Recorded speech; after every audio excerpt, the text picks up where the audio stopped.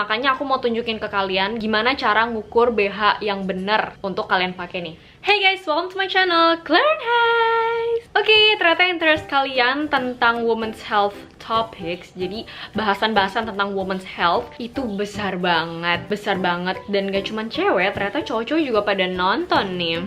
So kali ini aku bakal bahas tentang women's health facts. Tapi kita nggak bicara tentang yang di bawah lagi nih. Udah sering. This time kita bakal bicara tentang yang di atas, which is jadi kayak Tuhan ya, maksudnya fakta kesehatan payudara. Yeay! Ada banyak banget info yang beredar, kayak bener gak sih minyak bulus tuh bisa memperbesar payudara, atau bener gak sih kalau dipijet ya, diremas-remas payudara tuh bisa jadi lebih boing gitu, lebih gede, dan kabar-kabar lainnya, kabar-kabar ya, maksudnya info-info lainnya. Gak usah lama-lama, langsung kita mulai aja. Tapi seperti biasa, sebelumnya jangan lupa buat subscribe dulu ya ke channel aku. Klik! Terima kasih banyak. Dukung terus supaya channel Claren Hayes menjadi channel kesehatan dan kecantikan nomor 1 di Indonesia. Oke? Also follow me Instagram @clares. Ya, kenapa sebelum mau mens biasanya payudara itu membesar dan jadi sakit, nyeri. I feel that too. Aku juga ngerasa kayak gitu sih. This is called mastalgia. Nyeri payudara atau mastalgia ini wajar dialami oleh wanita-wanita pada usia reproduksi yang masih mengalami menstruasi. Ada dua jenis, yaitu siklik dan non-siklik. Siklik itu artinya dia berhubungan dengan siklus mens. Jadi artinya tiap kali mau mens pasti bakal jadi sakit gitu, pasti bakal jadi membesar, mengencang, dan tender, you know. Nyeri aja gitu kalau dipegang. Nah, sedangkan yang non siklik ya berarti dia nggak punya siklus, jadi artinya bisa tiba-tiba sakit, pokoknya nggak ada siklusnya lah, nggak periodik seperti menstruasi. Normal nggak sih? Normal banget. Ini sifatnya fisiologis, artinya dialami oleh semua wanita mulai dari dia menstruasi hingga sampai saat menopause nanti. Nah, penyebabnya apa? Yaitu hormonal, karena ada perubahan rasio hormon estrogen dan progesteron. Jadi anggap nih, siklus menstruasi kita itu kan terhitung setiap let's say 28 hari. Pada paruh pertama, artinya 14 hari pertama, itu hormon estrogen meningkat. Ini merangsang pertumbuhan saluran payudara. Sedangkan paruh kedua, hormon progesteron nih yang meningkat, dan ini akan merangsang pertumbuhan kelenjar payudara. So beda ya guys, yang ini salurannya, yang ini kelenjarnya, produksi ASI-nya nanti kalau dia hamil, kalau dia terjadi pembuahan. Otomatis terjadi penumpukan kadar air di dalam saluran payudara dan pembesaran kelenjar payudara. Ya jadinya bakal lebih penuh, tender, lebih besar, dan bahkan nyeri. Payudara jadi mengencang. Karena ini termasuk PMS atau premenstrual syndrome, biasanya dia terjadi mulai dari 5 hari atau bahkan seminggu sebelum mens sampai 2-3 hari setelah menstruasi, atau bahkan ada yang hilang pas udah bener-bener selesai menstruasi. Kalaupun nyeri, itu nyeri yang ringan, gak nyampe mengganggu aktivitas, dan dia bisa hilang sendiri atau sembuh sendiri. Dan yang harus diingat juga, terjadinya bilateral. Bilateral tuh di kanan kiri ya, jadi dua-duanya, gak cuma salah satu. Karena namanya hormon, dia pasti mempengaruhi keduanya dong.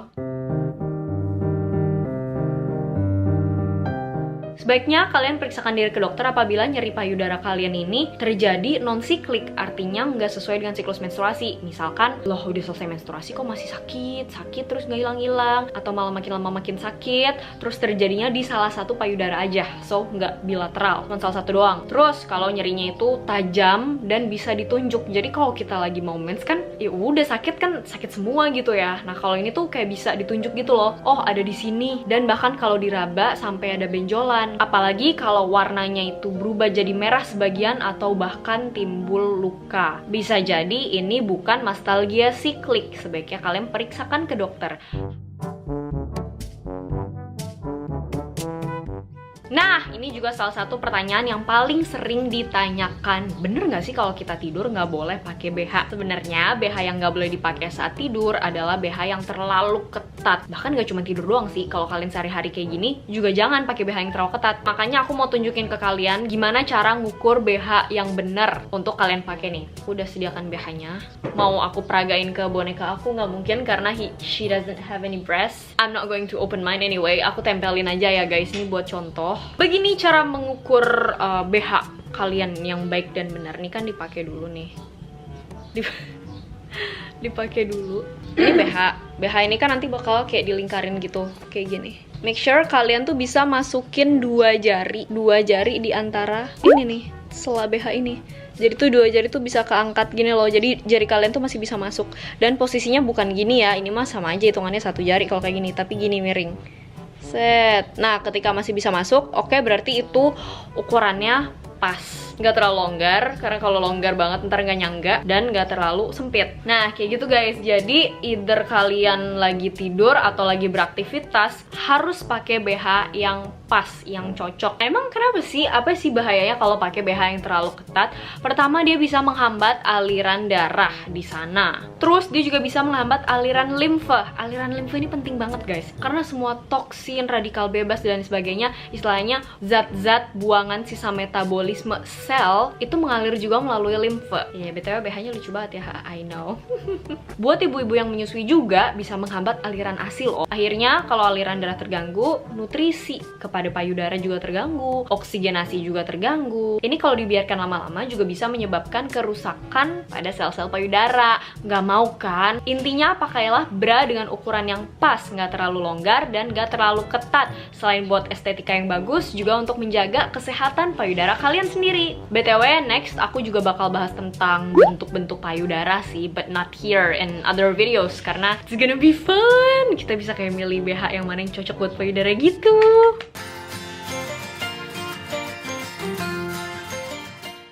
Ini juga aku sebenarnya penasaran dari dulu, dan akhirnya sekarang ketemu jawabannya. Bener nggak sih memijat payudara itu bisa bikin payudara jadi lebih besar? Terus kayak krim-krim pembesar payudara, minyak bulus memperbesar payudara itu beneran atau enggak sih? Yang harus kalian ketahui sebelumnya, ukuran payudara itu dipengaruhi oleh banyak faktor. Pertama, genetik. Coba nih dilihat dulu, kalau keluarga kalian, terutama mama papa kalian itu payudaranya nggak terlalu besar, ya otomatis di kalian juga kemungkinannya ya payudara juga nggak terlalu gede gitu, karena it's genetic, turunan. Selain itu hormonal. Itu kan kalau kita mau mens, emang payudara pasti akan membesar because of efek-efek dari hormon-hormon seperti estrogen dan progesteron yang memperbesar saluran payudara dan kelenjar payudara itu sendiri. So, kalau kalian minum obat-obat yang pokoknya diminum gitu ya, atau pakai hormon, itu oke, dia ada efek untuk memperbesar payudara, tapi hanya sementara ketika kalian mengkonsumsi itu aja. Ntar begitu kalian lepas dari obat tersebut atau minuman suplemen vitamin tersebut yang isinya sebetulnya adalah hormon, ya udah balik lagi. Jadi kayak istilahnya itu booster sementara gitu loh. Udah gitu, efek dari hormon estrogen dan progesteron itu kan gak cuma ke payudara doang ya, harus kita pikirkan efeknya ke organ reproduksi lain, seperti ya siklus menstruasi kita sendiri, lalu bagaimana dampaknya terhadap resiko meningkatnya terkena kanker endometrium dan lain sebagainya. So, aku sih paling takut sih kalau otak-atik masalah hormonal, kecuali kalian tuh bener-bener mengkonsumsi pil KB, let's say buat yang udah menikah, di bawah pengawasan dokter. Faktor ketiga yaitu nutrisi dan berat badan. Yang harus kita ingat, payudara itu sendiri terdiri dari jaringan lemak. Yakin banget pasti kalian sendiri juga pernah ngalamin kalau kalian lagi naik berat badan, gemukan, bra juga jadi ikut sesek kan. Tapi kalau kalian diet atau habis sakit, berat badannya turun, bra juga ikut jadi lebih longgar. Iya, it's normal because memang payudara itu sendiri terdiri dari jaringan lemak. Makanya rada-rada kenyal-kenyal gimana gitu kan. So that's why kalau berat badan berkurang dan lemak berkurang, otomatis lemak di payudara pun ikut mengecil. Terus pertanyaannya tadi, bener nggak sih pemijatan payudara bikin besar? Jawabannya, sampai sekarang belum ada bukti ilmiah yang menjelaskan dan memastikan bahwa pemijatan itu bikin besar secara permanen. Oke, ketika kita dipijat, pasti aliran darah akan meningkat di area tersebut, which is payudara. Melancarkan sirkulasi di payudara sehingga payudara mengembang. Karena aliran darah yang meningkat itu tadi, ini hanya terjadi sesaat aja guys. Jadi it's not like begitu dipijat rutin maka payudara lama-lama akan mengembang. Ya nggak tahu, mungkin kalau yang kayak gitu ya emang lo lagi di masa pubertas aja kali ya. Jadi that's why emang hormonnya tuh lagi naik gitu. Saat dipijat membesar, tapi pas udah berhenti mijat, ya udah dia balik lagi because udah nggak ada rangsangan lagi, udah nggak ada aliran darah yang meningkat lagi di sana. Maybe teknik memijat payudara ini kalau kalian banyak yang kepo, aku bakal bikin lagi di video aku selanjutnya aja ya, untuk alasan kesehatan.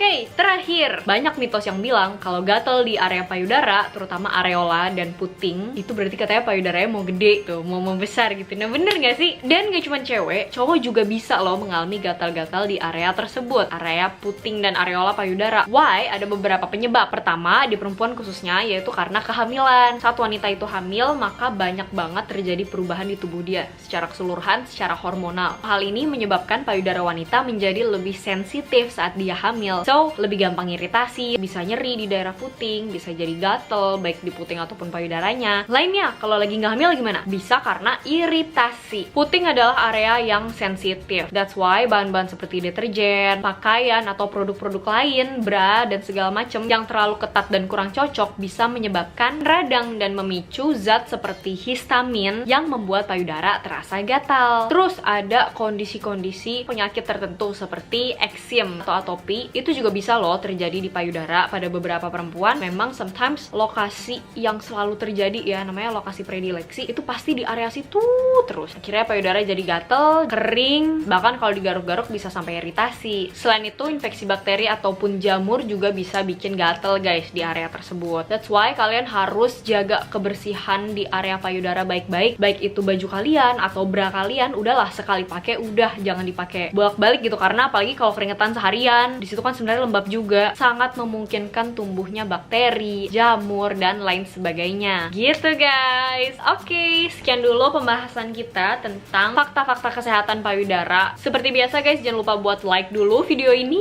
Like, thank you. Subscribe, dukung ya biar channel Claren Hayes jadi channel kesehatan mental maupun fisik dan kecantikan nomor 1 di Indonesia. Bunyiin juga nih tombol lonceng di sebelah subscribe biar kalian tuh dapat notif saat aku upload video baru. Dan gak cuma di sini aja, tapi di HP kalian juga ya. Jadi di turn on notification YouTube-nya, oke? Juga jangan lupa untuk share linknya ke teman-teman kalian. And also follow my Instagram @clairhayes. Thank you so much for watching guys. See you on my next video. Bye.